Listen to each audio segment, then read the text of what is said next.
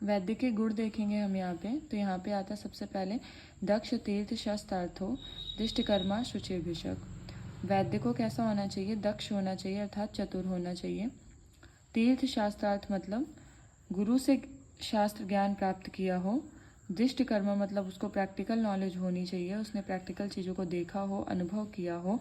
शुचि अर्थात शारीरिक एवं मन से पवित्र होना चाहिए। ये आते हैं आपके वैद्य के 4 गुण।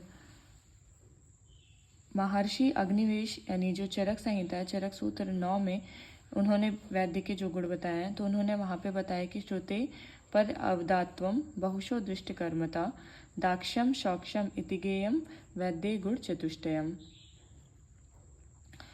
उसके बाद चरक विमान में भी वैद्य के गुण बताए गए हैं और सुश्रुत संहिता में भी वैद्य के गुण बताए गए हैं। फिर जब हम आगे आते हैं तो आता है यहाँ पे औषधि के गुण। औषध के गुण में आएगा बहुकल्पम बहुगुणम संपन्नम योग्य औषधम। यहाँ पे बहुकल्पम का अर्थ क्या होता है? जो एक ही औषध अनेक कल्प में यूज़ की जा सकती है। जैसे कि हम एक ही औषध का स्वरस बना सकते हैं, उसका क्वाथ बना सकते हैं, उसका चूर्ण बना सकते हैं। बहुगुण का अर्थ होता है कि जो औषध है हमारी वो गुरु मंद आदि बहुगुणों से युक्त हो, अर्थात अनेक रोगों को नष्ट करने वाली हो। उसके बाद आता है संपन्न। संपन्न का मतलब है हमें हमेशा ऐसी औषध यूज़ करनी चाहिए जो रसगुण वीर विपाक से युक्त हो। अगर वो रसगुण वीर विपाक से हानि रखती है, रस पुरानी औषध है, तो फिर वो उतना अच्छा काम नहीं करेगी, उसकी पोटेंसी उतनी अच्छी नहीं होगी। तो हमें हमेशा रसगुण वीर विपाक से युक्त औषध का प्रयोग करना चाहिए। योग्यम का मतलब होता है व्याधि देश काल वय दोष दूष्य देह तथा बलाबल के अनुसार रोगी के लिए हितकर होनी चाहिए। फिर हम आचार्य चरक का देख लेते हैं। महर्षि अग्निवेश ने कहा है कि बहुता तत्र योगत्वम अनेक विधि कल्पना संपंचेति चतुष्कोयम द्रव्याणाम गुणोच्यते। अभी आपको मैं यही बोलना चाहूँगी कि जो चिकित्सा के 16 अंग हैं उसमें वैद्य के गुण, औषध के गुण, रोगी के, परिचारक के, ये चरक के भी याद होने चाहिए और वाग्भट के भी याद होने चाहिए, क्योंकि चरक में आपका ये चरक सूत्र 9 में आ जाएगा और वाग्भट का तो फर्स्ट चैप्टर है ही है। तो ये आपको ये श्लोक याद होने चाहिए। फिर आता है परिचारक के गुण। परिचारक में आता है अनुरक्ता शुचि दक्षो बुद्धिमान परिचारका। इसका क्या मतलब होगा कि परिचारक में जब हम देखते हैं तो यहाँ पे आता है कि परिचारक अनुरक्ता शुचि दक्षो बुद्धिमान परिचारिका। तो परिचारक में आता है कि अनुरक्त होना चाहिए, अर्थात रोगी का दृढ़ भक्त हो। मतलब ऐसा परिचारक नहीं होना चाहिए कि अगर रोगी ने वॉमिटिंग कर दिया या रोगी ने स्टूल वगैरह पास कर दे तो उसको देख करके उसका मन खराब हो जाए।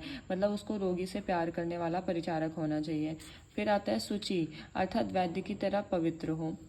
दक्ष अर्थात अपने कार्य में कुशल हो। और बुद्धिमान अर्थात विशिष्ट बुद्धि से युक्त हो। तो अभी ये देखो, अगर आप कॉमन चीज़ें देख पा रहे हो कि जो वैद्य के गुण बताए गए हैं वहाँ पे भी शुचि और दक्ष आता है और परिचारक के गुण में भी शुचि और दक्ष आता है। तो दोनों के ही गुणों में ये 2 गुण जो हैं वो कॉमन है, इसको अलग से लिख लेना। बुद्धिमान अर्थात विशिष्ट बुद्धि से युक्त हो। अब आचार्य चरक ने यहाँ पे क्या बताया है, तो इसकी एक ट्रिक लिख सकते हैं कि यहाँ पे जो हमारा परिचारक है वो कैसा है? उदास है। उदास से आ जाएगा, यू से आता है उपचार ज्ञाता, डी से यहाँ पे दक्ष आ जाएगा, ए से अनुराग भर्तरी आ जाएगा और एस से आ जाएगा शौच। तो यहाँ पे जब हम देखेंगे तो यहाँ पे भी वही जैसा मैं पहले रिपीट कर चुकी हूँ कि जो आपके वैद्य के गुण में और परिचारक के गुण में 2 चीज़ें कॉमन आती हैं, जो कि आचार्य वाग्भट ने और आचार्य चरक दोनों ने ही बताया है। दोनों ने ही दक्ष और शौच जो है दोनों में ही कॉमन गुण बताए हैं। बाकी आप इसको इस ट्रिक से याद रख सकते हैं उदास। तो यहाँ पे जो परिचारक है आचार्य चरक ने जो बताया उसमें परिचारक जो है वो उदास है। तो उपचार ज्ञाता दक्ष हो गया, अनुरागश्य भर्तरी और शौच हो जाएगा। उसके बाद हम देखते हैं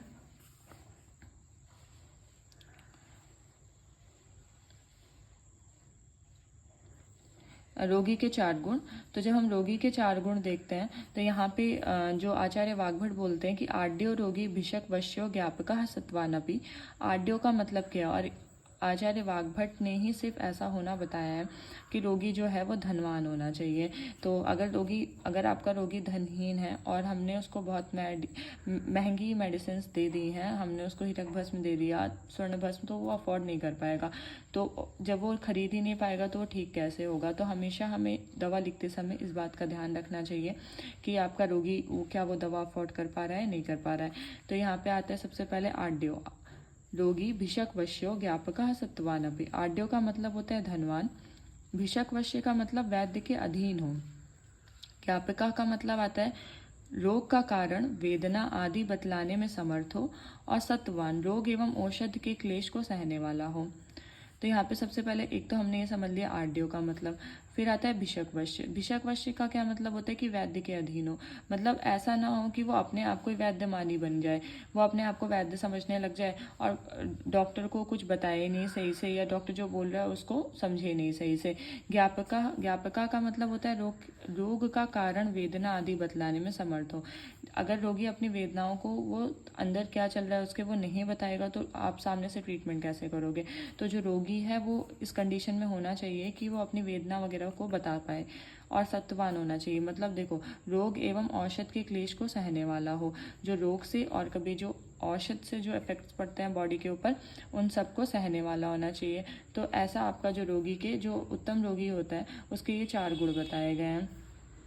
अब अग्निवेश यानी आचार्य चरक संहिता में क्या लिखा गया है, तो यहाँ पे आता है, यहाँ की जो आपके पास ट्रिक है कि इनके कैसे याद रखेंगे, तो इसको हम संग याद रख सकते हैं।